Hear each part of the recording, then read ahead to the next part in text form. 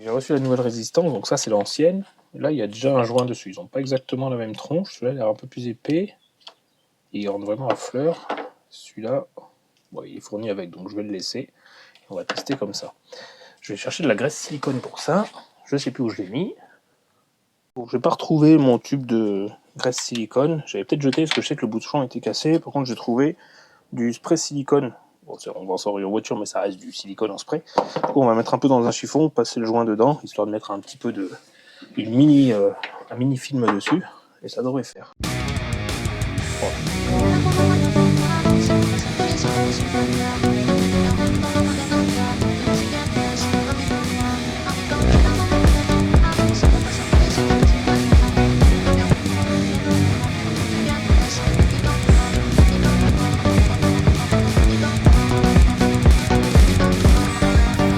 Pas beaucoup de place. En gros, là, on a 4 tétons comme ça ici sur les côtés qu'il faut venir fixer sur ces bandes de caoutchouc.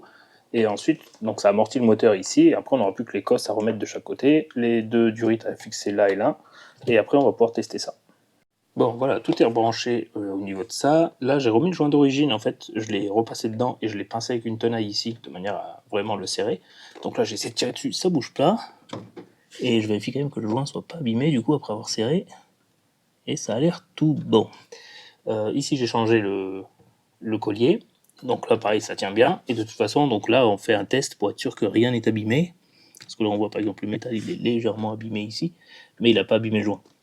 Donc de fait, ici, dans la plaque qui va en dessous, on a une petite partie en polystyrène ici, parce qu'en fait, l'eau, elle va s'accumuler là si jamais ça fuit, avant de passer par ces trous. Et avant de passer par ces trous, donc une fois que ça sera rempli, ça va faire monter la plaque de polystyrène qui est là au fond, qui va appuyer sur le contacteur de lui, qui va déclencher du coup l'anti-inondation, donc il va déclencher l'arrêt d'eau et la mise en route de la pompe de vidange. Déjà j'ai vérifié, il n'y a pas d'eau sous la cuve, je l'ai mis en route, ça doit faire 5-10 minutes qu'il tourne là, du coup je vais essayer de l'ouvrir, voir si effectivement c'est chaud dedans.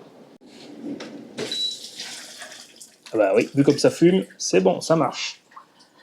Voilà, donc plus qu'à remettre lui derrière le lave-vaisselle, puisqu'en fait nous il est encastré dans l'îlot central de la cuisine, et du coup j'avais laissé ouvert pour voir s'il n'y avait pas de fuite. Donc plus qu'à mettre ça, et c'est terminé. Donc voilà, c'est moins cher que de changer de lave-vaisselle, mais par contre ça prend du temps à faire, démontage, remontage, test, etc. En tout cas là c'est fonctionnel.